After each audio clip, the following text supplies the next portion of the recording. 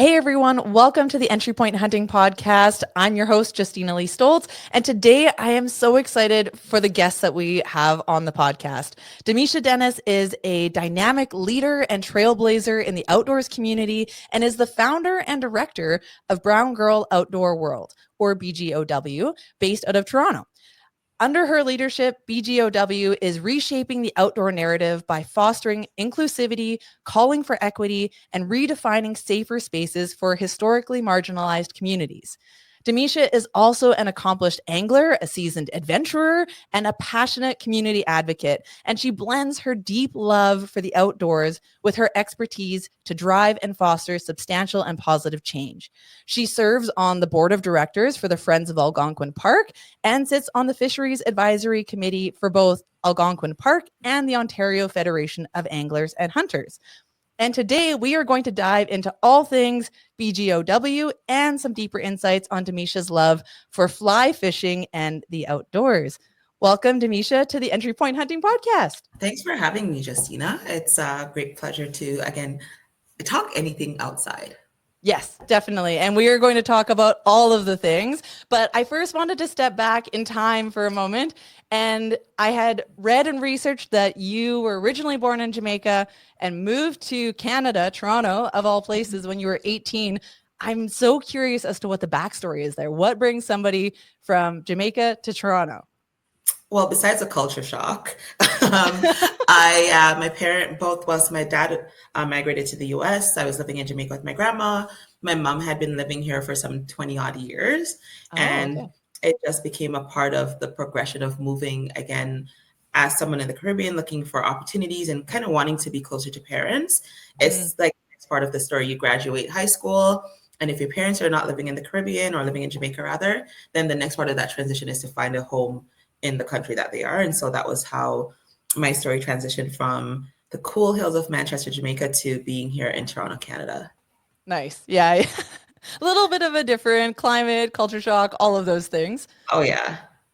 I tell people all the time that like when I say that, like for me, my story looks different but so similar because of I would wear lighter jackets to school in December in Jamaica in high school just based on where we were located because it got cold and with a fog so dense that if you put your hand in front of your face you couldn't see it. So a little bit of winter introduction. Yeah. You need a slightly heavier jacket in Canadian winter. Yeah. And I read that your grandmother, who you mentioned you were living with in Jamaica, was a big advocate of you spending time outdoors. What was your connection with her and to nature in Jamaica before you came to Canada? Yeah, growing up with my grandma was always an adventure. She was a farmer. And so her story was always, I'm out there with her. And if I'm not out there with her, the story is that kids don't stay inside. You're out. There was farmland across the way from my home, open fields. Our backyard was pretty much a fruit orchard. We had an abundance of avocado trees in different varieties, a variety of citrus, banana trees. There was an abundance of things that would draw one's attention if you're keen on that, is to just get outside and see what's out there. And for me, being the inquisitive kid I was, I'd rather spend my time outside than inside the house. But also, we only had 2 television channels in Jamaica at that time, so there wasn't much to watch. Yeah. And so, if your grandma's watching Days of Our Lives, you're outside because that's an adult show. So that is not your story. So you're spending your time outside. And a part of it is also when we had farm animals. So we had goats and I think we only had goats. And it was my job to make sure that before I went to school in the morning, the goats were out, they were gone. They were out in the field somewhere. Not my responsibility in the day. But for me, I think a lot of that just helped shape how I saw my relationship to nature, and that everything had an importance, everything had a space, everything had its place. And we were the ones who were gifted the ability to interact with it. So I took all of that as joy. I don't think there's a moment where I can look back and say I regret any part of that growing up experience in the outdoors in Jamaica. Yeah, that's very cool. There's I feel like in today's world, Youth don't get the opportunity to be really responsible for anything. Like you mentioned, having to go and tend to the goats before you go to school, and then being outside and helping out and doing the work.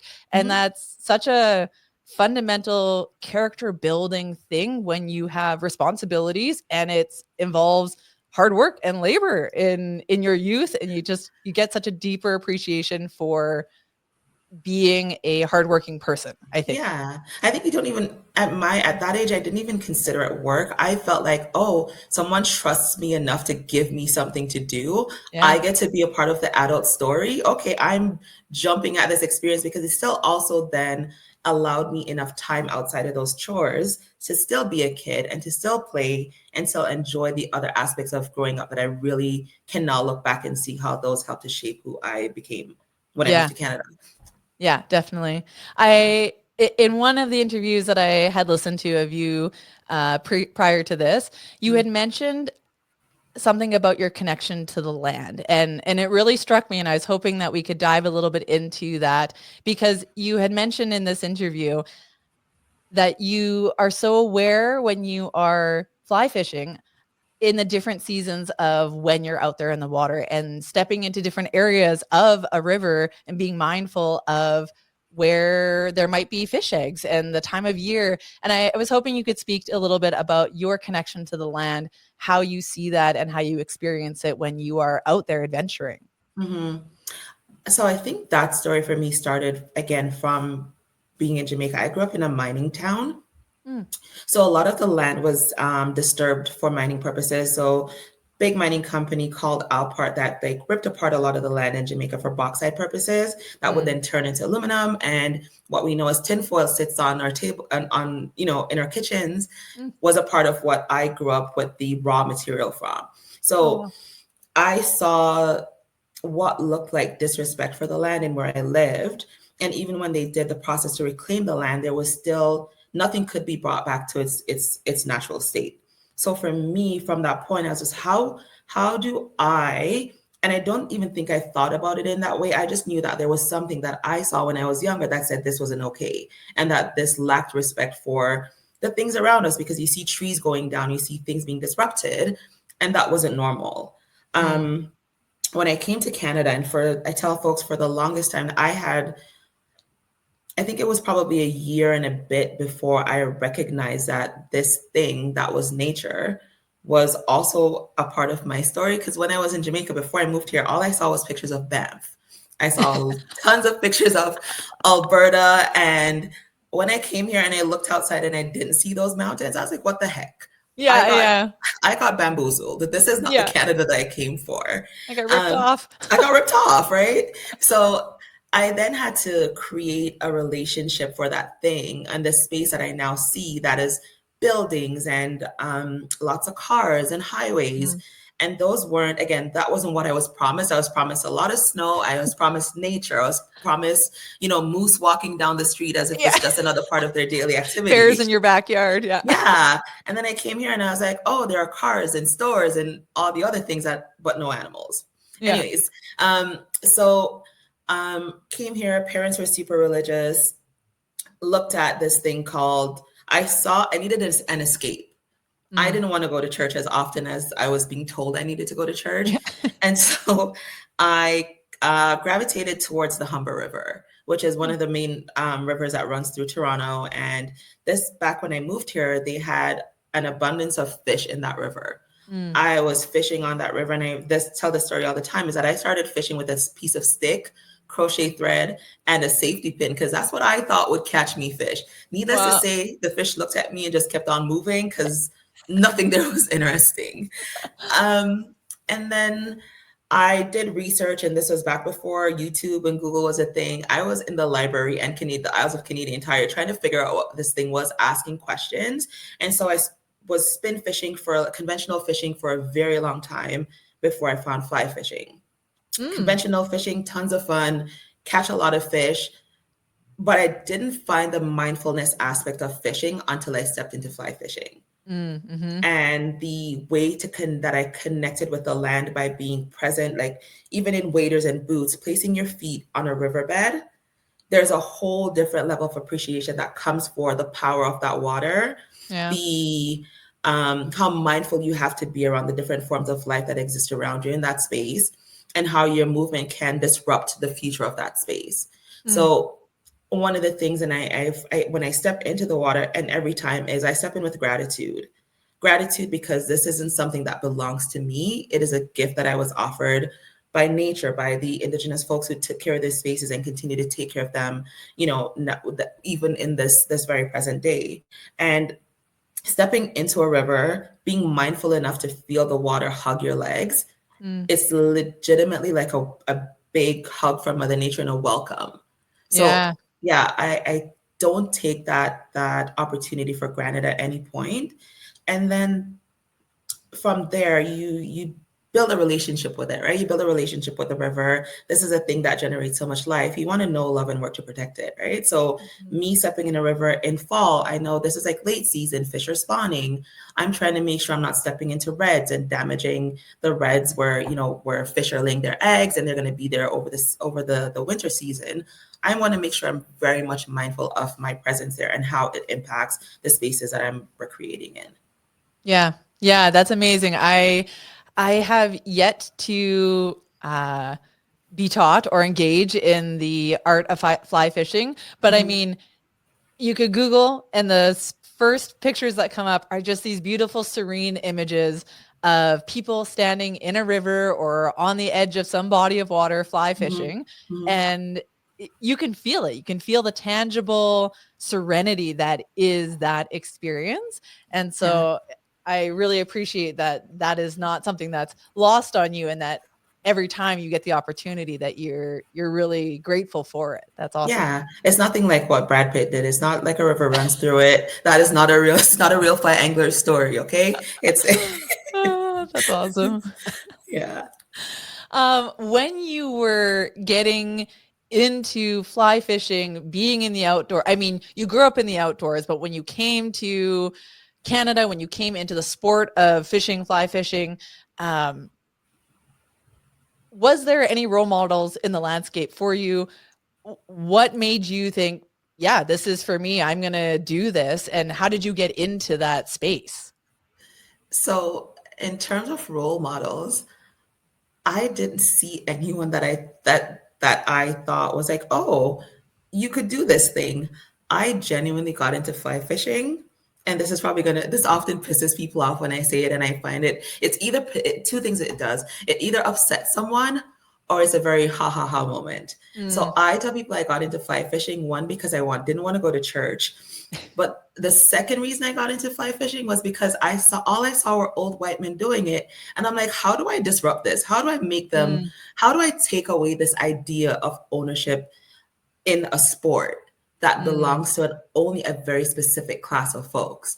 yeah. And so when I saw it, like, you wouldn't see younger people doing fly fishing, it always looked so elite and Mm, so very specific to a very direct class of people. And I was like, who better to make noise in this space than a Black immigrant woman who's also queer and just in this thing.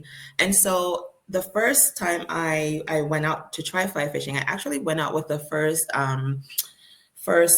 female guide that I had seen when I started looking, and they were also new in their journey of of teaching fly fishing and learning fly fishing. But when I saw that there was a woman, I'm like, yes, I'm going to try this, and I'm going to try it with a woman. And this is where my story began.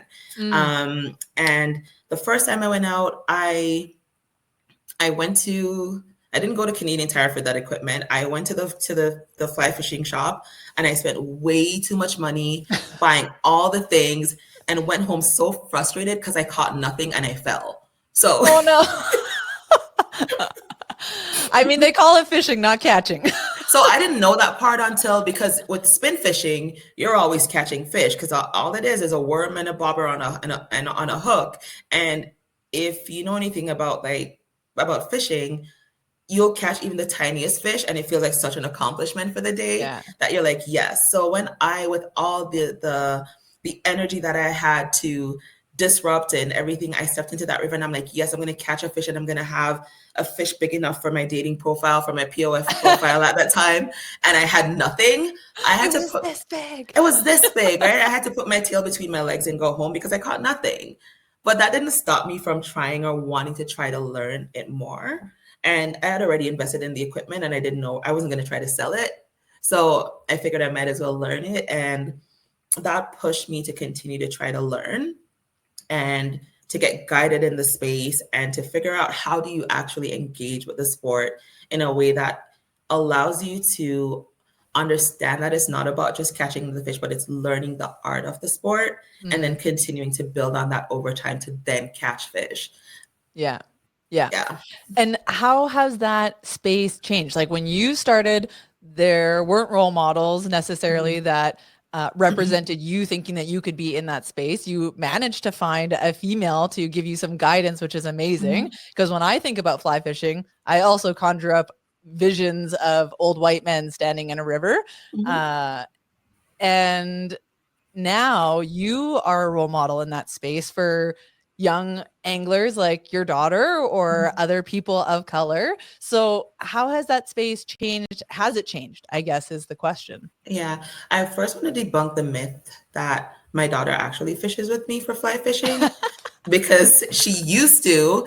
And I think she did it more to be like, oh, I'm a cool kid with my mom and we're doing this thing. She went right back to her spin fishing rod. She said she wants to catch, she said she wanted to catch fish. She wasn't into the fishing part. She was into the catching part. Catching. She's like, I just need my big bass and I'll be okay. If I catch one for the summer, I'm okay. But when I started seeing more representation in fly fishing, even before I want to say like the big turn of everything, because we started thinking about the outdoors when COVID hit, right? And we started thinking more about how we can engage with the outdoors. And you'll see a lot of things that have changed since then. Some things have fallen off while others have stayed consistent. I think, especially out of the US, you can see a lot more individuals who are engaged in fly fishing because it's become so many great groups are doing work to drive that conversation about what inclusion in the sport looks like. So there has been more women. I've met an Indigenous woman who I am really great friends with. She's Native. She lives in Colorado. And when we hosted our first second backcountry camping trip with Brown Girl Outdoor World, she flew up and went with us for a week in the backcountry fly fishing. So It's changing because of community effort. It's changing because there's more openness around conversation about what inclusion can look like. There's more willingness for people to step into the space, be uncomfortable for a bit, learn. And there were also organizations who are like, yes, we see the need for this. Let's invest in getting people information and helping that space to change. Yeah, that's very cool. And you touched on how things changed with a global pandemic. You started Brown Girl Outdoor World 2018, 2019. Yeah. What was the impetus to A, start an organization, and B, how did that all work out or be affected based on a global pandemic hitting at the, relatively the same time? Yeah. So 2018, when I started BGOW, there was truly, I wanted to just be outside hiking. I just wanted to be outside, and I had been doing this stuff for years. And I kept getting asked. First of all, I kept going into spaces and I was the only person of color there. Like not just person of color, the only Black woman in the space. And push that even further, I'm going to step back on that. I'll be the only woman often. Yeah. Then I'll be the only Black woman, and then the only woman of color in that space. So that kind of forced me to take a look back at where my privilege exists and how I was able to enter those spaces through the relationships that I had that allowed me to feel comfortable enough to sometimes step into those very male dominated spaces or those very white coded spaces. And how I, again, even within being a marginalized individual, I still had a certain privilege based on alignment to the folks that I was with. And I give space for that in every conversation. Yeah. When I did start going out, and I started, I think it was on Facebook. Most people kept on going, oh, can I go with you? I want to go hiking with you. I want to do this. And I was like, okay, first of all, back up. I'm doing this on my own. I don't know how to tell people to do any of this stuff. I don't know what it takes. I don't know what it starts to start an organization. I Yeah. know nothing. I just want to be outside and having fun. Um, and folks kept on asking. It's not like the questions went away. It became more. The more I posted, it's the more folks would reach out. Can I join? How do we join? How did you get to this place? Um, I don't even know how to put up a tent. Can you show me how to put up a tent? And so I figured if there was an opportunity to get this conversation to a larger demographic of people, it wasn't going to be an individual initiative. It wasn't just Yeah. going to be me as the one who was just doing it and telling people to come. That has changed a lot now with influencer culture. That's a Mm. big part of what storytelling looks like. But at that time, it was if I'm going to go out and I'm going to bring a collective of people with me, I also need to make sure I have insurance. How do I get Mm. insurance? I can't get insurance as an individual, so I have to create something. So Yeah. BGOW kind of was born more out of a need to have insurance versus just being a social group. Yeah. I would have loved to have maintained, like, everybody come, let's have kumbaya moments and go home. But the legalities of it said, hey, you're a law clerk, you know what the laws are, you know what the rules and regulations are. The Get yourself risks. to the risks, get yourself together. And so BGOW was incorporated. And from there on, it became this thing that blossomed in a way that I couldn't have imagined. Mm. It started being a third place for folks. With again, we've seen how third places have disappeared. Folks don't have community space. Folks Mm-hmm. want connection. There's no space for those connections. So BGOW became that space for a lot of folks who, one, didn't know that access to the outdoors was a part of their story, didn't know that they could access the outdoors in the ways that we were accessing the outdoors, and didn't have the equipment or the know-how to even begin to tell their own stories there. So Yeah. we kind of created an atmosphere where you weren't afraid to ask questions. You weren't afraid to form relationships that could then help you to get more information, and also create a space where you had a friendship with someone who now had that same point of interest, that you Yeah. want to go out and experience this together. You want to go on a camping trip. You want to go on a hike. You didn't have to wait until BGOW created an event.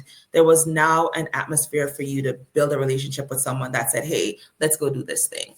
Yeah, that's amazing. That's got to be one of the most gratifying things when you created something and then you see that ripple effect happen where, these people are, posting pictures of them going and doing a hike or going camping because they learned that skill set through something that you provided and offered, and then they ran with it and were able to branch off and do other things. Yeah. And I think a part of, like, when COVID, the pandemic happened, and folks were also looking for things to stay occupied 6 feet apart. You're outside. We don't know if the outside is safe. We don't know if the outside is safe as a collective. We had to reassess how we were creating these opportunities. So we would still go hiking, but everyone was masked up. We were all at a distance on the trail. We looked like we weren't even together. But even in distance, we were still able to offer folks connection because they were Yeah. outside. And we know so many people suffered from loneliness during the pandemic, Still. Yeah. and still are suffering from loneliness because we've seen the decrease in people's communication skills because we were locked up on ourselves for so long Yeah. that it's something that we've had to rebuild, or we're working on rebuilding. Some folks don't want to, and that's fine. But I'm such a community driven person that I want to create space for people to come together and laugh about things, cry about it collectively, or figure it out. And Yeah. so during the pandemic, we created that space. Folks gravitated towards it because now this is an option. I don't have to stay at home. I can learn to do things even within the restrictions. We can still learn to do things. I Get hosted exercise. exercise. I hosted events online for folks, like how to camp, like simple things like how to book a campsite on Ontario Parks website, where to go and get a tent, how to rent a tent. All those are the elements that we would think, oh, for those who had the privilege of knowing from growing up, the idea would be that everyone has this information. Mm. And there's such a large segment of our population, especially as a country so heavily influenced by immigration, that these are not concepts, these are not parts of their stories. So Yeah. in this, like, introductory space, how do we get them the information in a way that feels good for them, that feels welcoming, and also takes away some of the barriers of having to go and figure it out on their own. So Yeah. that's what we kind of offered during the pandemic and that big shift. Yeah, I definitely never really thought of it until you meet people who don't have that as part of their background. Like I Mm-hmm. grew up with a dad who loved to be out in the woods and go camping. And so that's just what we did. I learned how to pitch a tent when I was probably like 5 or 6 years old. So you don't think about those little aspects and pieces of knowing where to go, how to get there, what to do once you get there, Mm-hmm. until you meet people who have either not grown up with that here or have immigrated here and it was just never even an option for them. So it's amazing for there to be a resource like BGOW for people to learn those skill sets. Yeah. You started it. I assume you still had a job when you started it, but is it a full-time gig now? Yeah, so now it's a full-time gig. It's a complete shift away from what I was doing. I was a law clerk when I started this BGOW, and I was working downtown Bay Street, big law firm, making good money, and I was still craving something. I Yeah. still wanted this. I wanted something more. And let's not play that in this, this economy. I might not go back to being a law clerk at some point because bills have to be paid. Yeah. But there's still so much of an opportunity to still grow with BGOW and to get to still continue to show folks other ways. So being full time, it was kind of a demand based on BGOW and stealing enough hours from my lunchtime and a little bit of extra minutes to make sure I had time to take calls, to speak with companies that were looking now to get into that inclusion space, companies that wanted to also be a part of what that changing story looked like. And so between lunchtime and the smoke breaks that I didn't have because I didn't smoke, But you take them anyways. but I had to. Hey, my colleagues going on a smoke break. Oh It's yeah. a different kind of satisfaction, right? So Yeah. yeah, I just had to. I figured out that there was a bigger calling in it for me, and I wanted to answer to that. And so BGOW kind of became it became my full time gig. Yeah. Wow, that's amazing. And of the programs that you run now, for those that maybe have never heard of it before or don't know what it is, what are the core things that you offer and what are the most popular ones? Mm-hmm. So core things, to get everyone outside, we do hikes. They're the most simple, easily accessible forms of getting outdoors, is to just be with folks on a trail, whether in the city or we're going outside the city for our first day hikes, just to get folks outside. What we do after we hike, we host intro to fly fishing, which is something we run every year, multiple times per year. And that's through different seasons. And just on that, are you teaching people to fly fish in the city or are you going to a rural setting? Like what are the pros and cons of in city versus rural setting for learning those types of things? Yeah, so we always tell folks that there are opportunities to fish in the city. Urban fishing is a really cool thing. And if you have access to it, especially if you go over to the Toronto Island or you're in Toronto and you're on the Humber River or you're out in Scarborough on the Rouge River, there are options to learn to fish. What we get in going into rural settings is more stocked spaces so that folks can have that initial joy of landing a fish on the first day that they're out trying to learn to fly fish, because that can then change the trajectory for someone who is just introduced to the sport or someone who wants to, this is an actual thing. I caught something. How do I continue to do this and continue to replicate this feeling? Yeah. So we do a lot of it, and having space to also teach people to cast, where the environment might also more match what the activity is. That also drives us to go outside into different areas where there's more land space and there's more access to stocked rivers. Yeah. Okay. So hiking, fly fishing, And then skiing. skiing. Oh, Oh, that's a big one. This year, the year season isn't over yet, and we've managed to I stay over 100 people outside skiing this winter alone. Wow. And we run a ski program that for 3 weeks for the winter, we take folks we partner with a private ski club called Caledon Ski Club, and through relationship with Solomon, we get a group of between 12 to 15 women out with instructors. We provide them gear, we provide them transportation opportunities to get them there for a 3-hour ski lesson for 3 weeks. And then they leave with their helmet, their jackets, and their helmets, jackets, and poles to get them started on taking out a big part of that barrier to access to the sport. Wow. Yeah. Yeah. Definitely cost is a major barrier to most winter sports. So that's Cost and amazing. know-how. Simply like Yeah. you go out and when I learned to ski, I think the first time I tried skiing was back in 2009. No, I tried skiing when I lived in Boston for a little bit. And then when I probably did it once, and it was with a YMCA group, had no clue what we were doing. It was just the leaders, the Boys and Girls Clubs, just the leaders who took us out, and they were teaching us, so gained no skills. Yeah. Then all their bad habits. Yeah. all bad habits. 2009, I tried again for the very first time. And that was just a let's go skiing. I think we operated more than we skied. And Yeah. then when the BGOW program came around, it became another thing about how do we get folks engaged? How do we remove some of those barriers to access? And how we do that through creating partnerships and relationships that would foster that relationship for folks to be in that space, to help them understand there is belonging in there as well. And then how they tell the story to others. That program probably sells out we've been doing it for 4 years now. And probably within half an hour of it going up, we're at our max capacity for applications. Wow. That's awesome. Yeah. And it's good to go out and then see folks who outside of the program, when we have just open ski days, we have people who are just showing up because they want to be a part of the community and learn in community. So we try to facilitate that every winter, is to have that as a core part of what we're doing.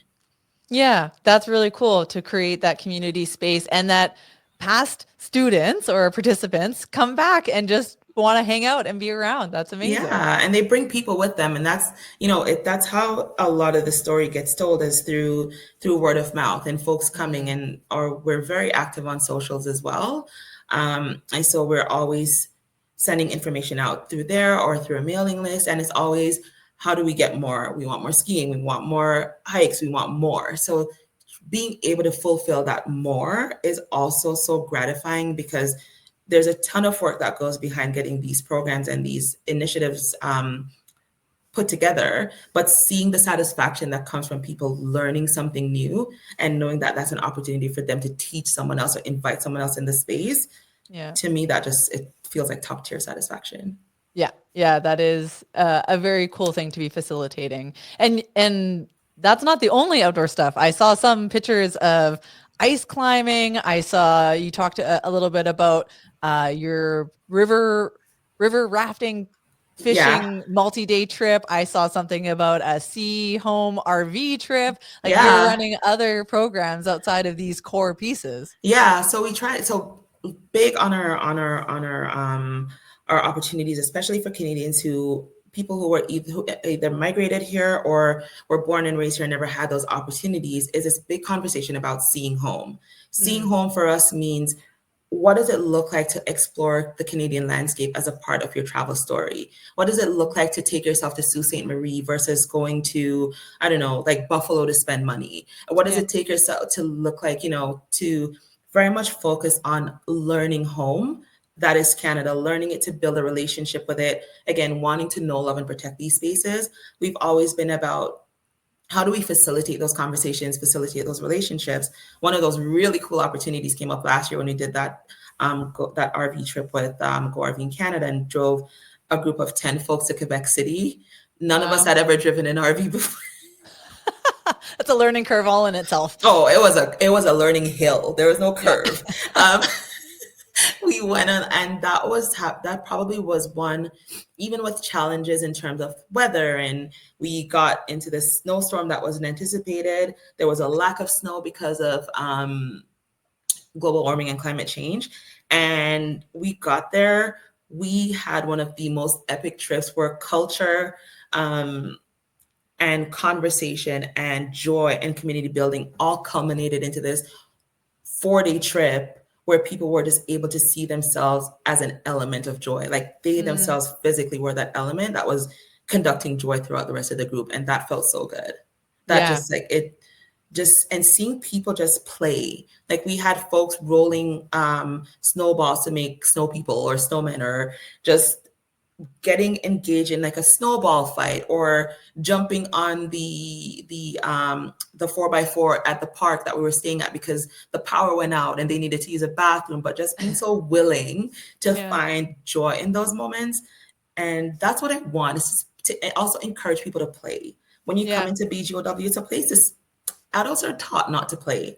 And I think play is so important in how we navigate life, how we experience life. And I am the biggest kid at heart. And people will tell you that I'm always, sometimes I have to rein myself in because I will be the person that will play too much. Yeah, yeah. I 100% agree with you. I think adults are taught starting probably in your preteens to stop playing, to get serious, to get a job, to think about your future, to just give up that aspect. But I mean, any creative will tell you that their their artistry, their masterpieces come from playing with Mhm, ideas, playing physically, playing with their landscapes, the spaces that they're in. mhm. I 100% support all things that involve and encourage more adult play, and just that letting go of, oh, does this look cool? Is this going to be posted on social media? Is Mhm. this something that I can say that I had fun with and wasn't embarrassed with? Like, just play. Just Kids don't play. care or worry about being embarrassed. They just Yeah, play. they just play. Like I have a video on my daughter recorded a video of me a few weeks back where I'm trying to now learn to ski backwards. Okay. Oh, I'm geez. like, hey, it's on the list of things that I want to accomplish before my bones no longer work the way they're supposed to. So Yeah. I'm trying to learn to ski backwards. And she has me on video at Mount St. Louis Moonstone going down the hill, absolutely uncoordinated. I don't know which side to look. And then all of a sudden I'm in an orange fence. Oh, yeah. Oh, And to man. me, that's That's, like I'm not injured, thank God, but I'm also letting the part of me that would be so afraid for someone to see me make a mistake be seen. yeah. She is seeing me make that mistake and understand that it's okay to still put yourself in a position where you can learn, try something new. You never know what the outcome might be. Maybe now I do know how to ski backwards, not the truth, but that's there's At still an least you ski backwards into a fence and not off a fence. cliff or something. Well, they were both close enough. Yeah. The fence is there to stop you from going over. Oh, man. Yeah. I snowboard, but I have never ever attempted to snowboard backwards. I've never even thought of the concept of going backwards down a hill. Yeah, it was I tried to become a ski instructor. I failed at that.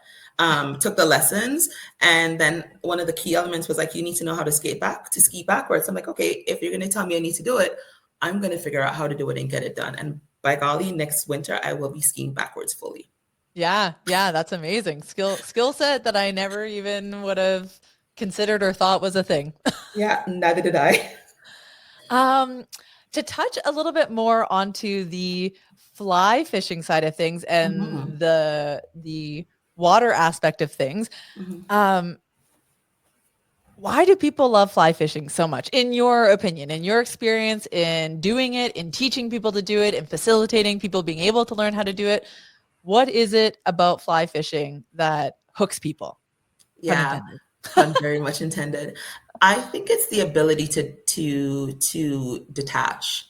Mm, I say every time that for me, when I get into the river, the moment my feet touch the water, everything else goes silent. I don't know if you've seen there's an Instagram post that says me in Unreal that says me and when I do this activity, and mm, everything just goes silent. yeah, I my bills don't exist. No one's bothering me.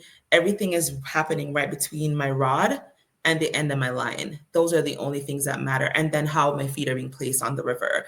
I yeah, don't have time to consider or contemplate what else could be going on outside of this space.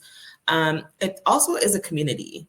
There is a mm, big community aspect to fly fishing that for folks who do end up you either learn to fly to tie a fly from someone. You either get a ride to a river with someone that you're going fishing with. Excuse me, there's an invitation that's being given by that person. You are creating little connections throughout the journey that even if it's to be on the river and someone walking by and say hi, and they know this is a river you fish, you're there a number of times. Over time, that becomes a relationship. That hello turns into a do you want to go fish with me? Or that hello turns to I'm going to this fly shop to do a fly tying session, or I'm hosting a fly tying session. And so it becomes a little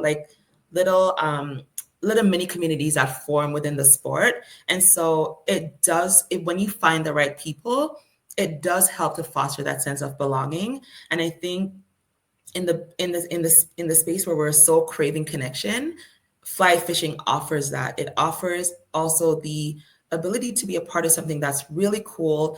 It's not everyone's doing it. You can look like a real badass by yourself or with a group of people.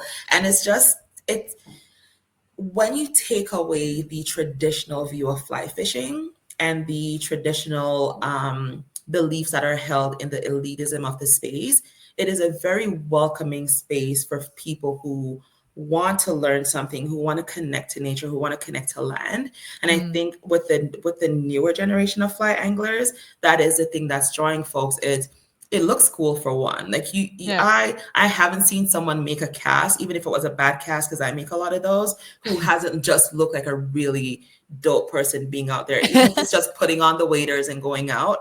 And it's an opportunity again to also for me to be more connected to the environment. I care so much about how I practice catch and release. So I care so much about how I handle that fish. I care so much about where that fish, when I'm releasing that fish, am I taking, are my hands wet? Am I properly engaging with that fish before I send it back off into nature for someone else to have an opportunity at catching it?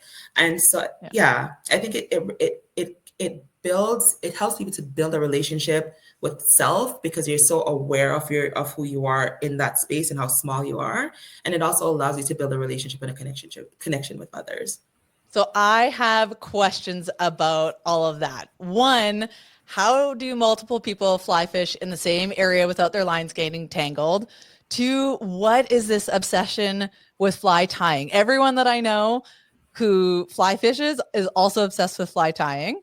And three, you mentioned catch and release. So maybe touch a bit on pros and cons. I know it's a controversial thing in the angling world, but why catch and release versus catch to eat? Okay. So for me, clear that up.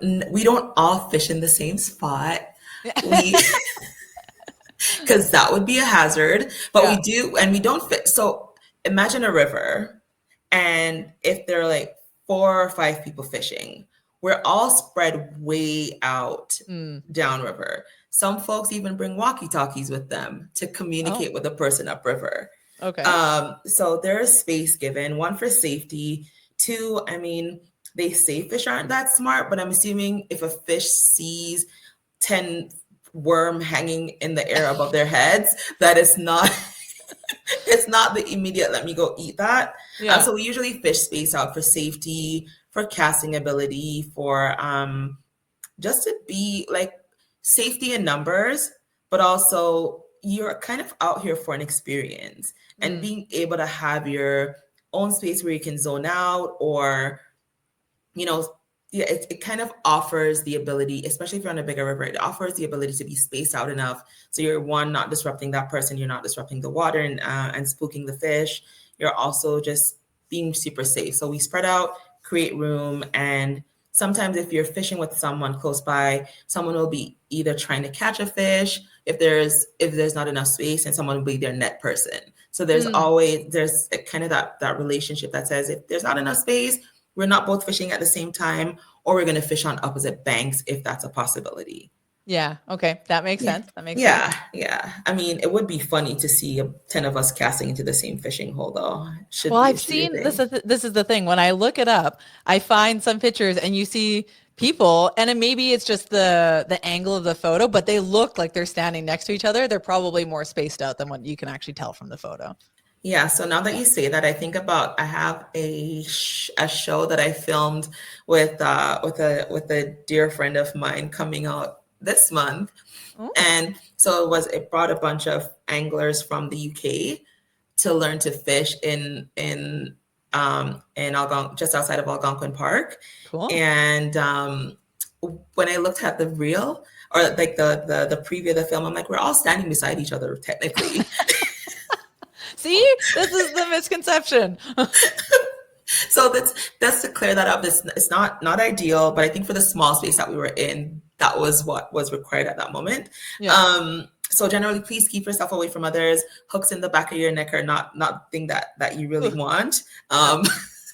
And I think your next question was regarding fly tying. Yes. Tell me about the obsession with fly tying. So there's an obsession in terms of the people who actually tie flies. And there's an obsession for the people who had nothing better to do during the pandemic and thought they really wanted to tie flies, Yeah. bought all the equipment, bought all the material, and have tied 6 flies since then. And Yeah. that person would be me. Ah, okay. So So it's an aspirational thing. it is an aspirational thing, but there are people who tie flies. So I'd say they're eloquent in their Mm, art, and people who tie flies religiously. I have a friend Shelly who they fish quite a bit, and so they're constantly tying flies to replenish their stock. mm, And for some folk, it's never that it's cheaper. It's just that you get to have access, I guess, to a wider variety if you're just tying your own, or it's also the satisfaction of then catching a fish on something you've tied or mm, sharing flies with your friends. She sent me flies through the mail before, and opening that up and seeing that's something that your friends sharing with you that they tied, that's really cool. It also, for some folks, depending on where you live, it becomes an art. mm-hmm. There's this person who lives out in I think it's in Saskatchewan that ties flies, but they're articulated salmon flies, and they are some of the most beautifully stunning things that you'll see Oh, above well. water. Yeah. Yeah, So yeah. yeah, for some people it's a meditative way to spend time. It's also when you hone that craft and you're able to see the outcome of it, and then to have people appreciate it in a way that says, yes, we see the time that you've put into it, we see the outcome. And And if you catch a fish on it, there's some validation there. This is legit. yeah, that's a real, like, the fish were, it was good enough for fish to think that this like multicolored thing that exists above, just hanging above your head, dangling above your head, specifically at the time that you were there, is natural. That's an Yeah. accomplishment. Yeah, totally. Yeah. So I think it's, yeah, there's a big like sense of accomplishment. There's a big sense of, oh, I did this thing. I can share this thing with so many people. And this is a talent that I've developed, because it is a talent. It is also practice and patience Mm, that a lot of us, including myself, don't always have. And yeah. so if I think I've quit quite a bit on a number of flies as my vice sits there currently looking at me with thread dangling and a half tied fly on the vice. So Yeah. yeah.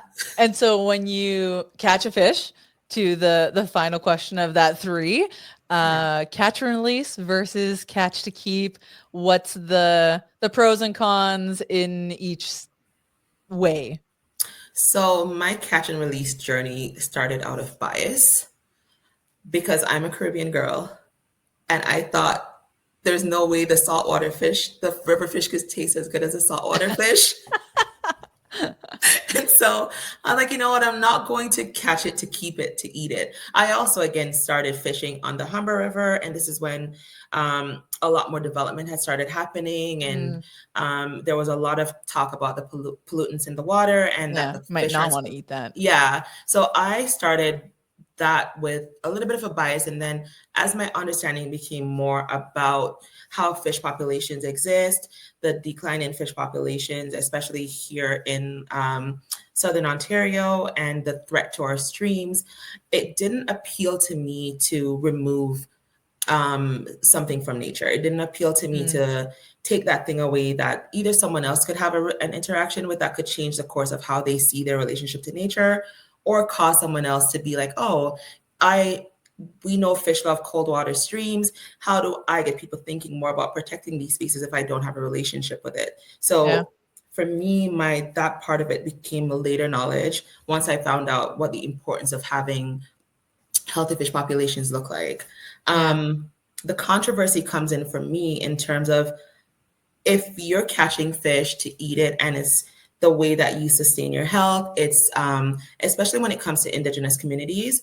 I am sovereignty, indigenous sovereignty on land. I have no, that's not a question. That's not Mm, even a space for conversation. And I think a lot of it comes from that place where, as settlers, we think we feel that there should be a full access to the same way that indigenous practices are carried out, and that doesn't happen, and it mm-hmm, shouldn't happen. So I think there becomes a, oh, if they're doing it, why can't we do it, or we should. But there's mm, a lot of education that goes into it that we don't have access to. There's a lot of knowledge that requires the way that, you know, indigenous communities interact with water and protect it and protect the fish and the different species that exist there, where we mm-hmm, don't. And I mean, people through science and data collection and all of that do have some knowledge.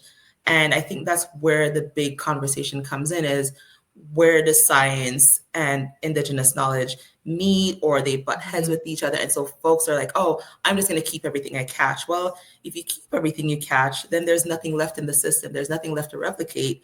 And mm, I have a friend who talks about, she's an Algonquin woman, and we have conversations often about eel, and how the eels were very and are still very very important to indigenous ways of being and indigenous culture and knowledge and everything. And it, when she tells a story of how the eel played the part from being a cast on your arm to heal a broken bone, to how mm, the food then sustained communities, and you see where the impacts of you know, different impacts of a plethora of things that have impacted how the eel no longer exists. For me, it brings me more into a mindful place of, do I need to take this thing? Do I mm-hmm, need to be the person that could possibly contribute to the deterioration of a population of fish?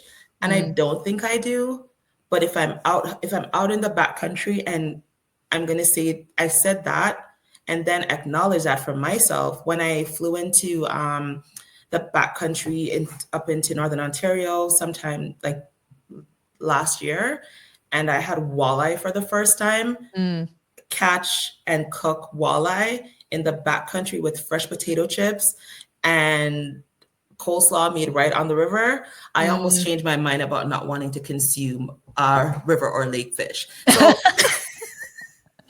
That good, yes. it is. So I didn't imagine that that would be a thing, and when I did, I can say I can see how. But if there are fish populations that are healthy and are being, you know, conservation work goes into bringing so many of these populations back and protecting them. I Mm-hmm, am not against anyone, you know, catching and keeping what they need to. I just know for me and how I choose to interact with nature and the land, the least impact I can have is what I will gravitate towards. And that for mm-hmm, me is catching and releasing when I have the opportunity to do that. mm-hmm. And for those that are maybe new to angling and aren't familiar, uh, I want to ask the devil's advocate question. Mhm. What is the impact for a fish when it's caught and then released? How good is its survival rate or its life after maybe, being hooked in the face or in the mouth or something like Mhm. that? From a non-science based background, I will say I think me using a barbless hook Mhm. offers a greater chance of that fish's survival. Yeah. Me quickly releasing that fish back into the water, me not taking time to take a picture with the fish 12, 15 minutes, putting Yeah. that fish back into the water. I think I'm doing my part to not prevent, but to mitigate the impact. So Mhm. I can't guarantee that that fish is going to survive, and I know that. I know that going in, but what I know is that I'm going to do everything that I can in the process and in the space that I'm there to make sure that my impact isn't the thing that is taking that fish out over Yeah. and over again. So there absolutely is harm. I've gone fishing already, and in when I was in I think I had gone into the backcountry in Algonquin, and I hooked a fish so bad it swallowed the hook Okay. entirely. Yeah, it entirely swallowed the hook. And there was nothing that I could do but catch and keep that fish, because I Yeah. don't want to be the person who's putting a fish that's never going to survive back into the water. I know, you know, the circle of life will say that it becomes food for a bird, or it becomes more Mhm. nutrients in the water or something. But in my mind, I'm like, okay, I was the one who did the damage. I don't need someone else to do my cleanup for me days after. And it is still food and it's Yeah. still healthy. So why not?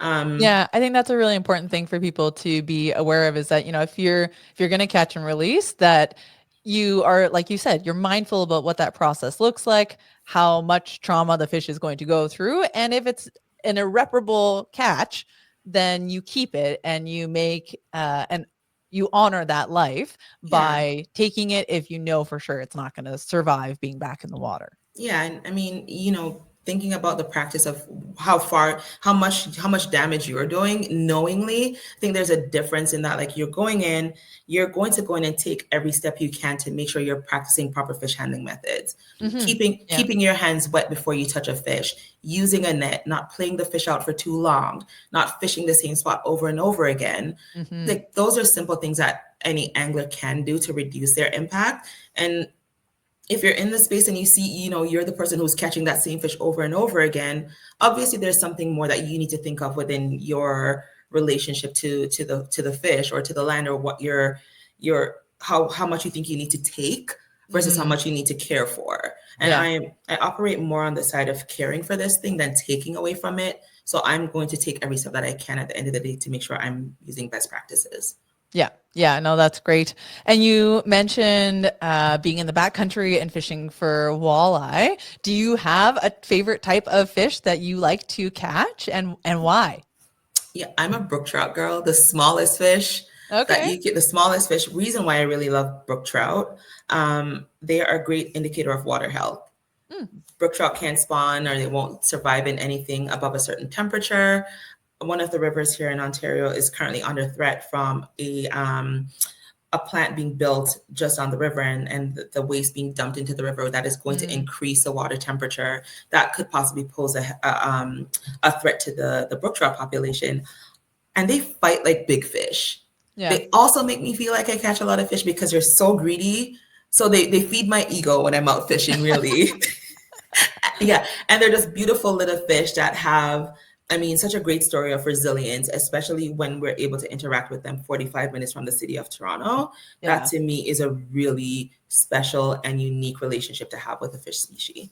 Yeah. Yeah. To have anything that close in a such a dense urban setting is awesome. Yeah. Um, Also in that urban setting, I read that you like to go birding, and so I'm curious where your passion for birding came from, and have you ever discovered a bird species?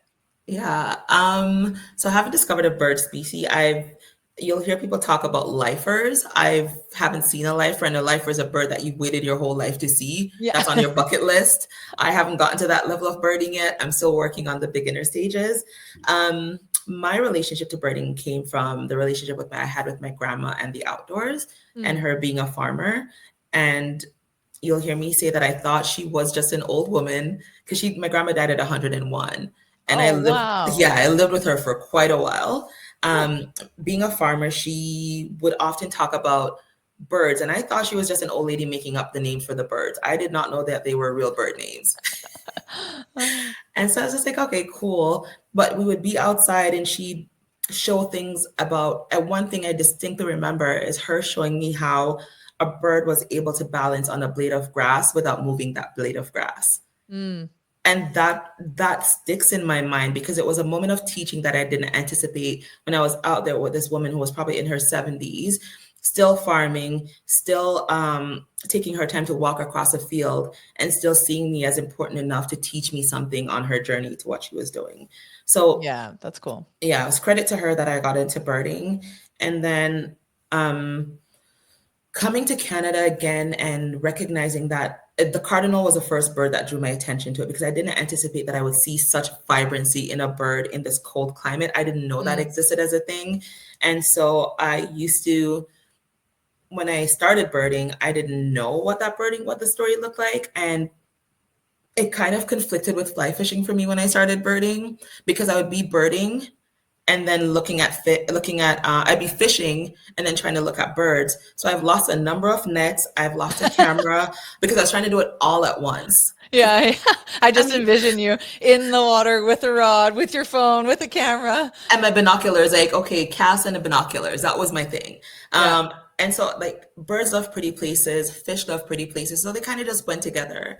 yeah. Um, and it was another way that I was able to connect with nature that reminded me of Jamaica and reminded me of what home felt like. And so birding was the thing that also helped to merge the newness of Canada and the newness of being in a place that was very unfamiliar to me. But Mm. birding was a thing that brought familiarization to me because I could see birds back home and I could hear birds back home, and here in the new context of what home was for me, I was still able to make that same connection.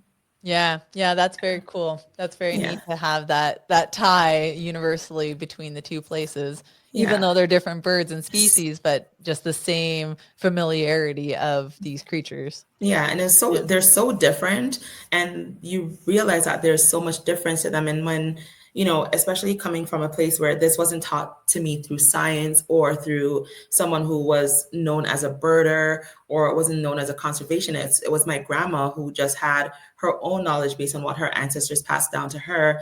I feel like birding allowed me to keep that ancestral connection, even Yeah. if it was in a different place in an entirely different context. Yeah. Yeah. Yeah. That's very neat. Very neat. Yeah. My friends Um, don't think it's cool, but that's on them. yeah, their loss. Their loss. Yeah. Taking a step back to fishing again for a second. Mhm. When you are fly fishing, or if you are new to it and you're trying to get into it, how does one pick a spot to fly fish? How do you know where you're going to actually have success? Or do you? Yeah. You don't. And no one's going to tell you where their honey hole is. So, Damn it. like I said, for me, I went through the initial place that I went to was on the Grand River in Ontario with that first time going out with a fly fishing guide. I went and I was like, this is too much for me. I don't know what I'm doing. Even after going out with a guide, this still feels so foreign. There's no way one day out with a guide is going to be the thing that keeps me fly fishing. I Mm, don't know the rivers. I didn't know that you had to know regulations in terms of fly fishing, yeah. that there were different times a year that you could fish for different species. Because when I was spin fishing, I was just fishing. And once it got cold, I went inside. Yeah. Once it got too hot, I went inside. With fly fishing, I found that I was more in tune to figuring out, what can I do where, what can I do? And that kind of helped me to figure out where the spots were for fly fishing through research. Mm, So I had to first figure out what the heck can you fish for? What are the types of fish that you can catch? I didn't know brook trout was a thing until I started fly fishing. mm, Because when I was spin fishing, I was more about bass. I was yeah. more about, catching the bigger fish. When I started fly fishing, I was more inclined to search out locations, to get the information, to go through the Reddit threads that someone Mm, might have mistakenly dropped a pin to, yeah. or, when I did become connected to the fly fishing community, I then started creating friendships with people who would say, let's go together. Yeah. Or going into the fly shop. A lot of fly shops will be the people who they have to sell merch, they have to sell the equipment. So Yeah. they're not going to gatekeep the information, because the more success you have out there is a more chance that you'll come back to purchase more things to keep doing that. So Yeah. they share information. They Yeah. will, yeah, they'll share information about where to go, what are you looking for, when is best to go. Those little things, it's being connected to the community or finding your way in community, that will help you with that. That's why when we do our intro to fly fishing sessions with BGOW, we'll take folks to a section of a river that's public and that's very open and accessible, so that through that introduction, you can see that you can start here. And then hopefully over time, you meet people in the community, or we give you other opportunities to go out and connect with folks in community. And learn. We have these friends that host a podcast. They think so the SoFly crew, and they Mm, do an amazing job every year. They host a fly fishing opener, a trout okay. opener, and Yeah. we all show up at a bar downtown Toronto, and a whole bunch of people in a room talking about fly fishing. Yeah. Great opportunity there to learn about where to go, connect with people. And so encouraging people to find the spaces through building community relationships is Mm-hmm. also a part of how I think a new angler gets in, going into the fly shop and building those relationships. Yeah. And if somebody, say, doesn't necessarily have those connections or know where to look, are there any physical characteristics that one should look for when you're trying to pick a river to fly fish on? Like a Yeah. location, a latitude, a longitude, a Mhm. shadow in the river, a river bend? Like, are there physical characteristics to look for? Yeah, so if you go to, you'll want to make sure water temperature is ideal as well when you're Mm. thinking about fly fishing.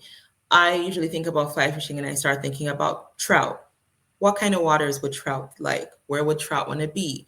How do I, when I see, are fish going to be in the most shallow, quiet part of the water? Probably not. They're going to want to be where there's a run, where there's food being drummed up for them, or the Mm. end of a run where there's some food.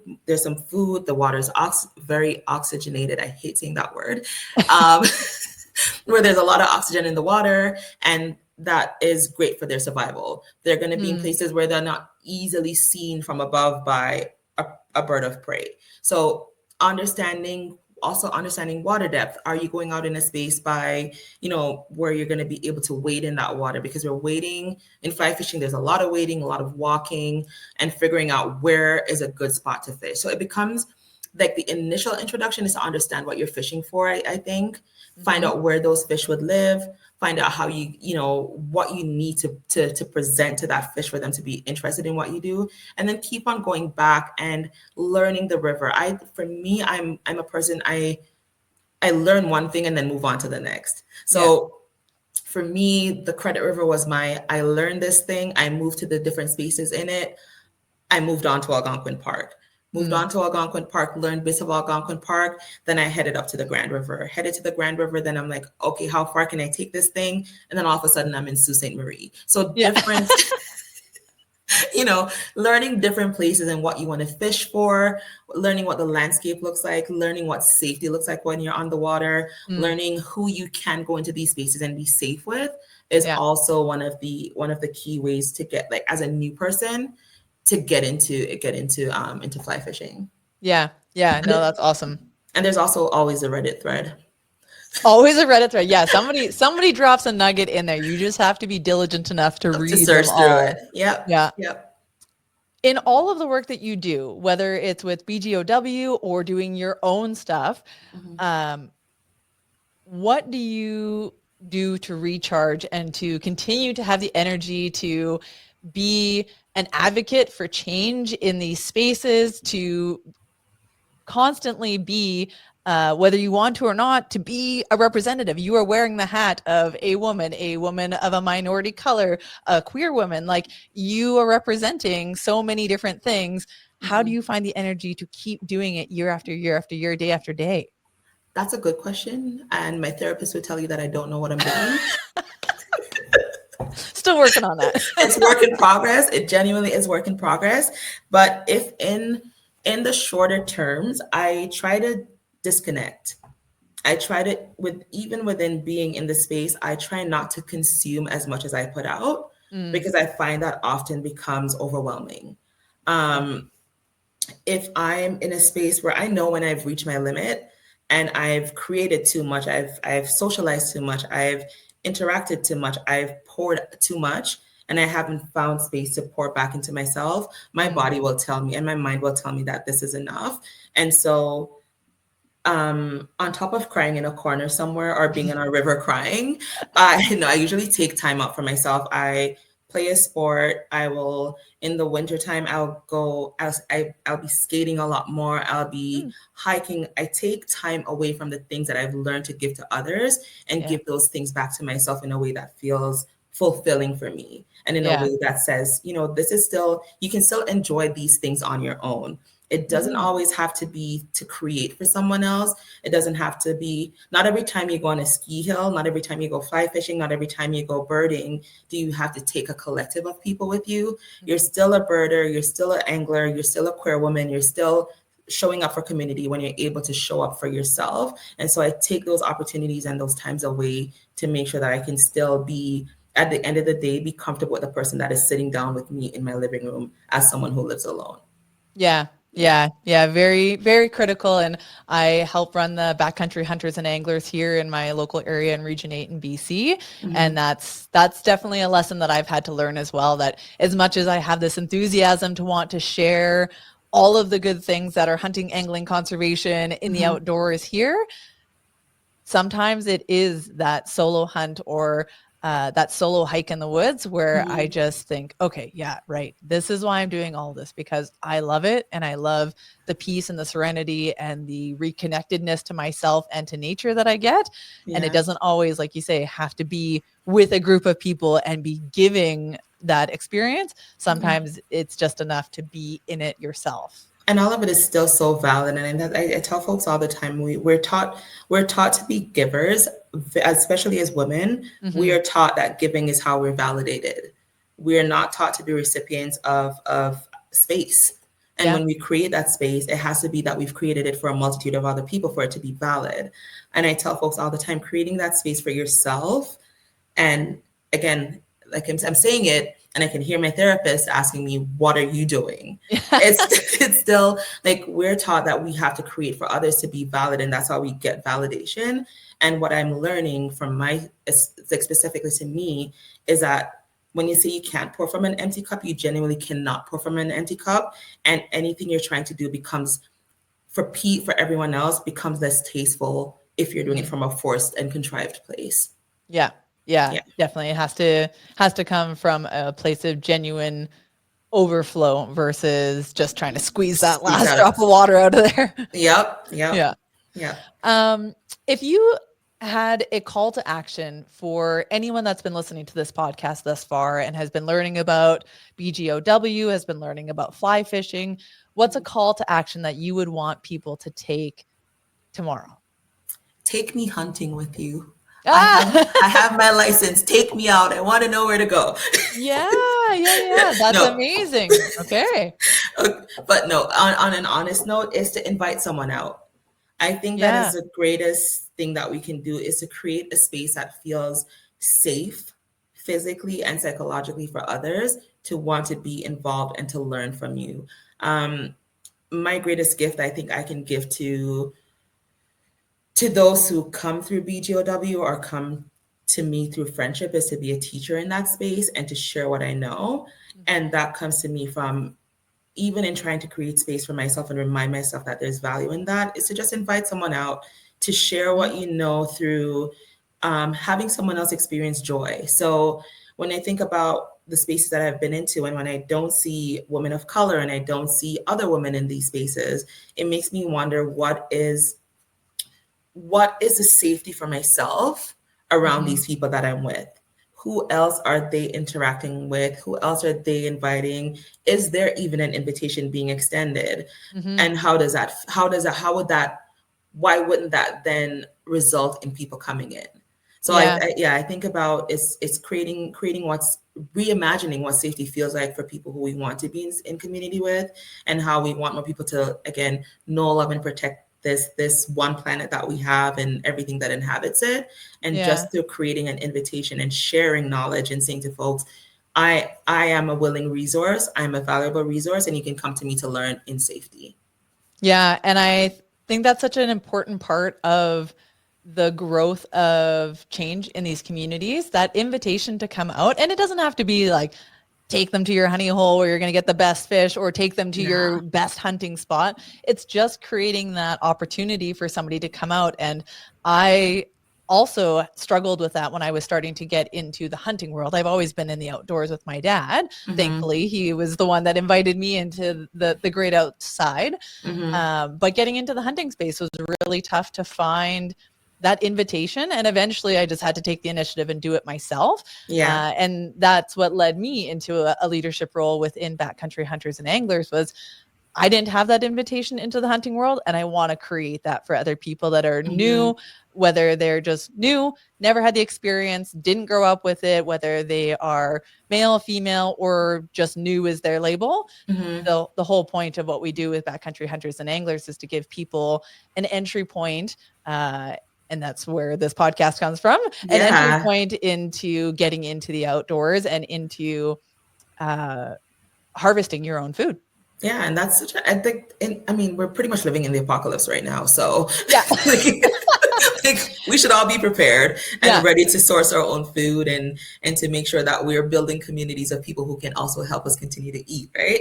Yes, Um, absolutely. so as someone who, again, newly got their license, I am trying to also carve out ways for myself to also be and knowing that it is a challenging space to get into, especially on your own and as a woman and Mhm. as all the factors considered. Yeah. I'm also wanting to, when I get to that point, extend the invitation to say, hey, because I have other friends who are also newly licensed who want to do this thing and trying to figure and find ways to get involved in hunting. And I was like, yeah, there's a way and we're gonna Yeah. find it.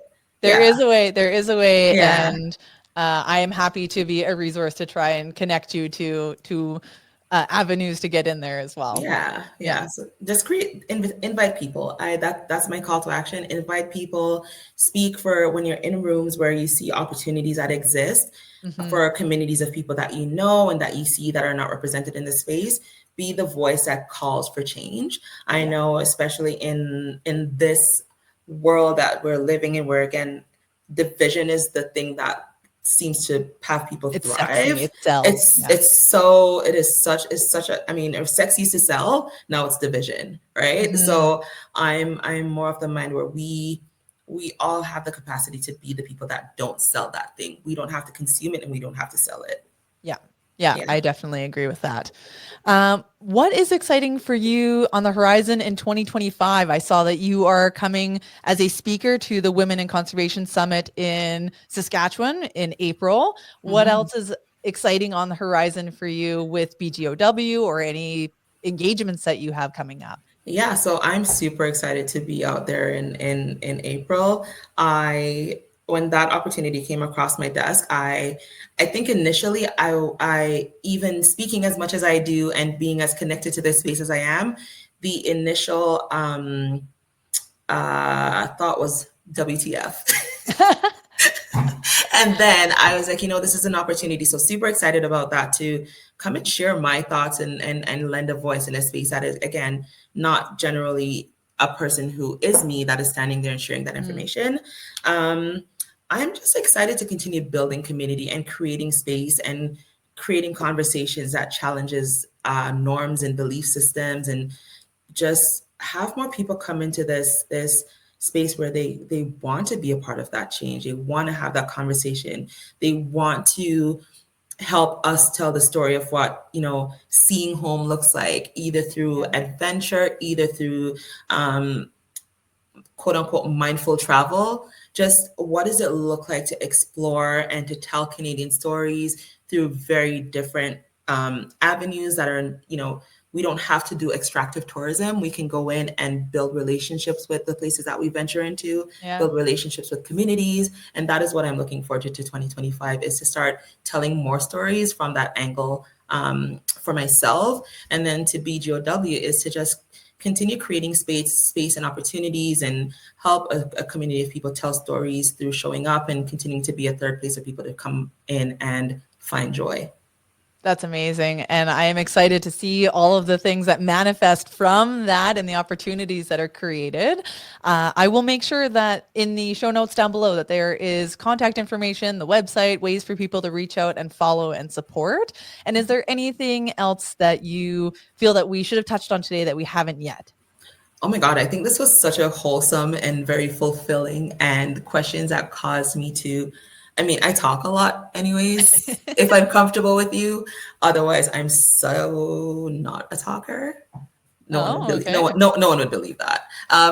Yeah. No, but I think we touched on some really thoughtful topics and just the opportunity to share again about BGOW, about personal endeavors and just the call out to community to continue to build and to share space and to help tell the stories that deserve a space in a landscape that has never always been great at listening, but has Mhm. now, a lot of folks have tuned their ears into what it means to listen and how that will impact what we have left of this world to enjoy. Yes.